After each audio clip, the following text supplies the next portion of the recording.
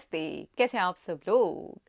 Narcissist लोग ये 5 psychological tricks का यूज़ करते हैं जो कि एक्चुअली डार्क साइकोलॉजी में आती हैं।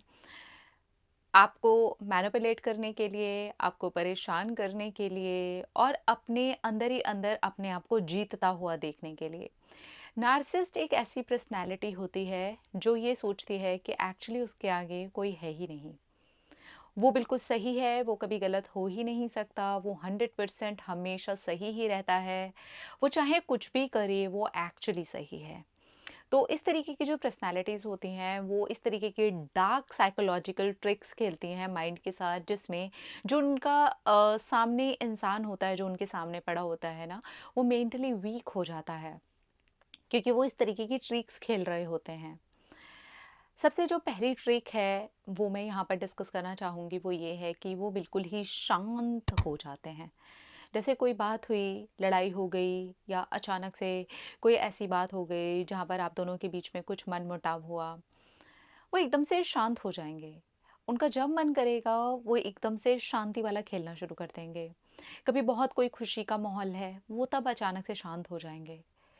कभी कोई बहुत ऐसा माहौल है जहाँ पर बात करने की बहुत ज़्यादा ज़रूरत है और आपको भी लग रहा है कि वहाँ पर बात करने की ज़रूरत है और आपको लगता है कि वहाँ पर बात करना बहुत ज़्यादा ज़रूरी है, लेकिन ये इंसान यहाँ पर भी शांत हो जाएगा। तो ये किसी भी एरिया में कभी भी शांत हो सकता है, कभी भी एकदम से सन्नाटा सा आ जाएगा, कुछ नहीं बोलेगा, कुछ भी रिएक्शन ही नहीं देगा, एकदम से शांत, शांति से काम अपने करते रहना। अब यहाँ पर आपका माइंड कंफ्यूज होना शुरू हो जाता है, क्योंकि कभी ये खुशी के माहौल में भी शांत हो जा रहा है, कभी कोई लड़ाई हो गई, मनमुटाव हो गया तब भी शांत हो जा रहा है, कभी कोई उदासी वाला माहौल है तब शांत हो जा रहा है, कभी कोई ऐसी बात है जहाँ पर आप बात करना चाह रहे हो तो वो शांत हो जा रहा है। लेकिन वो हर वक्त शांत नहीं है। जब उसको बोलना है, जहाँ पर उसको अपनी बातें रखनी है, वो वहाँ रख रहा है। लेकिन जब आपके माइंड के साथ खेलना है, तो वो उस एरिया में शांत हो रहा है जहाँ पर आपका माइंड उलझे, आप परेशान हो, क्योंकि ये छोटी-छोटी परेशानियाँ देने से इनको अंदर से जीत जैसा फ़ील होना शुरू होता है। ये एक्चुअली मानसिक रोगी होते हैं। ये मेंटली रूप से बीमार होते हैं। Mentally they people are ill. ये बीमार लोग हैं। तो ये इस तरीके की चीज़ें करते हैं जिससे कि सामने वाला बार-बार कन्फ्यूज़न में आए, परेशान हो, सोचने पर मजबूर हो जाए। तो इस तरीके से जो इनके सामने पर्सन होते हैं ना, वो मेंटली वीक होना स्टार्ट हो जाते हैं, क्योंकि एक ही तरीके की चीज़ों को अलग-अलग रूप में देखना, वो उनको बहुत ज़्यादा अलग-अलग तरीके से कन्फ्यूज़ करता है। उनका माइंड प्रोसेस ही नहीं कर पाता कि वो करें तो क्या करें? इसके बाद जो नार्सिसिस्ट पर्सनैलिटीज़ होती हैं, वो क्या करती हैं कि आपके सामने इस तरीके की बातें रख देंगे, जहाँ पर आप मना ही ना कर पाओ। वो अपने आप को ऐसा दिखाएँगे जैसे वो इस दुनिया में सबसे ज़्यादा भोले-भाले, सबसे ज़्यादा प्यारे, सबसे ज़्यादा अच्छे इंसान हैं, और आपके सामने उन्हें वो बात रखने में एक्चुअली उन्हें पता है कि आपके सामने किस तरीके से बात रखी जाए। आपके ऐसे सॉफ्ट जो पॉइंट्स हैं जहाँ पर वो टारगेट कर सकते हैं, वो क्या हैं? ऐसे लोग पहले से आपको पूरी तरीके से भाँप लेते हैं और फिर उसके बाद में वो अपनी बातें वहाँ पर रखना शुरू करते हैं। जहाँ पर आप चाह करके भी मना नहीं कर सकते। अंदर के आपके मन बोल रहा होता है कि नहीं, नहीं, लेकिन ऊपर से आपको उनकी बात पर हाँ करना पड़ता है। और ये हाँ एक्चुअली आपने नहीं की होती है, उनकी उस ट्रिक ने करवा ली होती है। तो ऐसी जगह पर बहुत ज़्यादा अवेयर रहें कि अगर आपको अंदर से बोलने की ना इच्छा हो रही है, तो ना ही बोलें, हाँ ना बोलें। उनकी साइकोलॉजिकल वाली ट्रिक में ना फंसें, क्योंकि आपके हाँ बोलते ही उनको वापस से उसी जीत का अनुभव होता है जो वो करना चाहते हैं, और ये जो जीत के अनुभव होते हैं, ये इनकी इस मानसिक बीमारी को बढ़ा रहे होते हैं। और बढ़ाने वाले वो लोग होते हैं जो इनके सामने पड़ गए होते हैं, क्योंकि वो धीरे-धीरे करके वीक होते जाते हैं, वो अपनी पावर को नहीं पहचानते हैं, उन लोगों को मेंटली और फिज़िकली इन लोगों से लड़ना नहीं आता है, इनकी बातों का जवाब देना नहीं आता है, इस वजह से ये बहुत अच्छे तरीके से खेल जाते हैं। तो इसलिए यहाँ पर थोड़ा-सा केयरफुल रह करके समझने की ज़रूरत है। इस तरीके का इंसान जो होता है, जो नार्सिसिस्ट पर्सनैलिटी हैं, ये आपको गलत साबित करके ही दम लेंगे और अपने आप को सही साबित करके ही दम लेंगे। ये गलत हैं ही नहीं, और फाइनली आपको भी मानना पड़ेगा कि आप ही गलत हैं, वो 100% सही हैं। वो आपके सामने सिचुएशन ऐसी बना देंगे, वो आपके सामने बातें ऐसी रखेंगे, वो अब इस समय पर अगर उन्हें रोना भी पड़ जाएगा ना, छटपटाना भी पड़ जाएगा ना, दुखी भी होना पड़ जाएगा ना आपको मैनिपुलेट करने के लिए, वो भी कर लेंगे, ताकि फाइनली आपके मुंह से वो ये सुने कि आप गलत हैं और वो सही हैं। आप ये बोलें, वो ये जानना चाहते हैं, वो ये आपसे क्लियर करना चाहते हैं कि आप गलत हैं और वो सही हैं। और जितनी बार आप इस बात के ऊपर एकदम राजी हो जाते हैं, अंदर से नहीं करता इनके सामने खड़े वाला इंसान, कि वो भी अंदर से जानता है कि नहीं यार, यहाँ पर तो मैं ही सही थी, यहाँ पर तो मैं ही राइट हूँ, लेकिन मुझे बोलना पड़ रहा है। ओके फाइन, आप ही सही हैं। और इसके लिए ना ये एक ट्रिक ऐसी भी खेलते हैं जहाँ पर ये आपको ऐसे बोलना स्टार्ट कर देते हैं कि हाँ हाँ ठीक है, तुम ही सही हो, मैं ही गलत हूँ, मैं तो हमेशा होता ही गलत हूँ, मैं तो हमेशा होती ही गलत हूँ, तुम ही सही होते हो, पता नहीं मैं क्यों ऐसे गलत हो जाती। तो फाइनली धीरे धीरे करके आपका जो माइंड है ना ऐसे करने लग जाएगा कि नहीं यार, यही सही है, मैं ही गलत हूँ। और जैसे ही आपने ये बोला या उनको फील करवा दिया कि आप ही गलत हो और वही सही हैं, बस यहाँ से आपके लिए अब दूसरी तीसरी चौथी सीढ़ी बनने शुरू हो जाएगी। अब ये आपके लिए ऑलमोस्ट हर बार का गेम बन जाएगा जहाँ पर आप गलत होगे ही होगे। अब धीरे धीरे करके वो फाइल इतनी बड़ी हो जाएगी जहाँ पर एक टाइम के बाद आपको खुद को लगने लग जाएगा कि आप ही गलत हो। जब ये स्टार्ट करते हैं आपके साथ बात करना, रिश्ते में आना, तो आपकी सबसे अच्छी चीज़ों को चुन करके आपके सामने बता करके रखते हैं कि आप ये हो, आप वो हो, आप बेस्ट हो, आपके बिना तो उनका चलेगा ही नहीं। लेकिन धीरे धीरे कुछ समय के बाद ऐसी पर्सनालिटीज़ कुछ महीनों के बाद या एक साल भर के बाद निकल कर के आने स्टार्ट हो जाती हैं। साल भर के बाद ही ये आपको ये दिखाना शुरू कर देंगे कि आपके अंदर कमियां ही कमियां हैं, आप कमियों का भंडार हैं, आपके अंदर सिर्फ कमी दिखती है, और जितनी भी खूबियां हैं इस पूरे ब्रह्मांड की वो सिर्फ इस इंसान के अंदर हैं।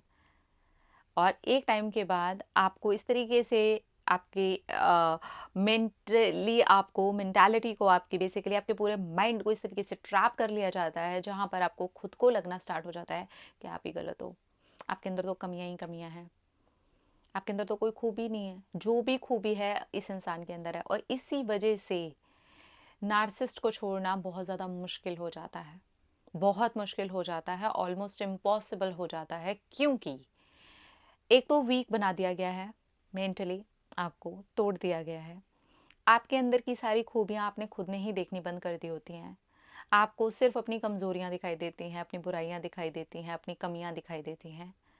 अब आपने अपने अंदर ही खूबियां देखनी बंद कर दी हैं, और ये इंसान ही अब आपकी लाइफ का सबसे बड़ा सूत्रधार बन करके रह गया है। यही एक रीज़न है जहाँ पर हम नार्सिसिस्ट पर्सनालिटीज़ को जब कहते हैं कि आप दूर हो जाइए, बेटर होगा उनसे, लोग निकल नहीं पाते। रीज़न यही है, उनकी वीकनेस, उनको इस लेवल पर मेंटली तोड़ दिया जाता है। लेकिन मैं यहाँ ये कहूँगी कि मेंटली एक्चुअली आपको किसी ने तोड़ा है, पर आप ये समझिए कि वो जुड़ने की ताकत भी तो आपके अंदर है, वहाँ से निकलने की ताकत भी तो आपके अंदर है, अपने आप को सही साबित करने की ताकत भी तो अपने अंदर है, आपके अंदर क्या खूबियाँ हैं ये पहचानने की ताकत भी तो आपके अंदर है, कहाँ क्या चीज़ें सही हैं, क्या गलत हैं, ये बोलने की ताकत भी तो आपके अंदर है। हाँ, डेफ़िनेटली प्यार के नाम पर, रिश्ते के नाम पर आपने अपने आप को तोड़ने पर उस इंसान के हाथों ज़रूर मजबूर कर दिया है, मानते हैं। लेकिन इसका ये मतलब तो नहीं है कि अभी से उसे चेंज नहीं किया जा सकता, किया जा सकता है। देखिए, इस तरीके के लोगों को बदलने के लिए भी मेरे पास में लोग आते हैं कि क्या हम उन्हें बदल सकते हैं? आप बदल सकते हैं, आप नार्सिसिस्ट को भी बदल सकते हैं, लेकिन उसके लिए आपको बहुत मजबूत होना होगा। आपको खुद को अपनी मेंटल हेल्थ पे काम करना होगा। आपको खुद को एक स्ट्रॉन्ग इंसान बन के दिखाना होगा। आपको ये बोलना होगा कि आपके अंदर ये खूबियाँ हैं, आप बेस्ट हो, आप बेस्ट डिज़र्व करते हो।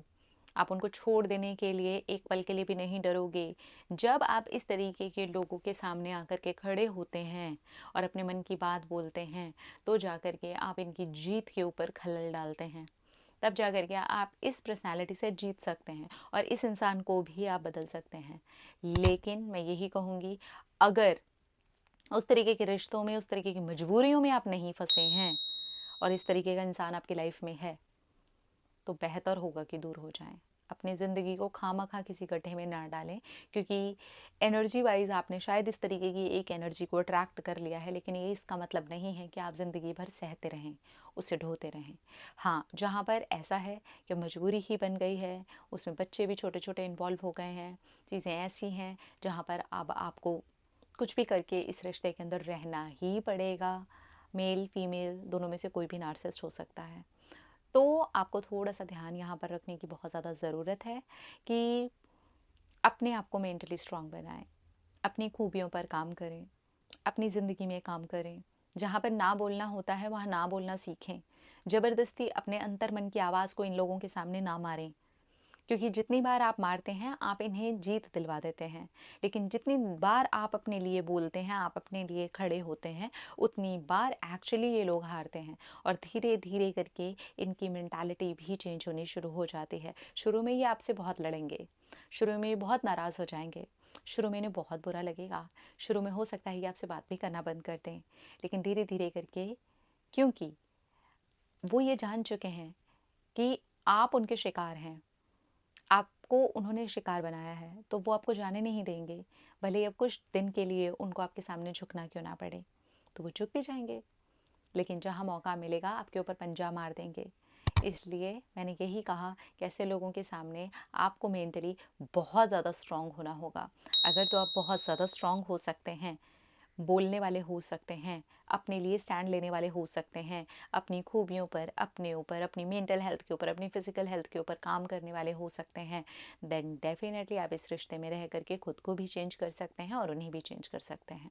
लेकिन अगर आप अभी भी कमज़ोरी ही महसूस करते हैं और आपको नहीं लगता कि आप इतना ज़्यादा खुल करके बोल सकते हैं, तो फिर बेहतर होगा कि यहाँ से निकलें और अपनी नई ज़िंदगी शुरू करें। अपना अपना रखिए ख्याल, अपने आप से कीजिए ढेर सारा प्यार ताकि आप अट्रैक्ट करें ढेर सारा प्यार। I love you. टाटा।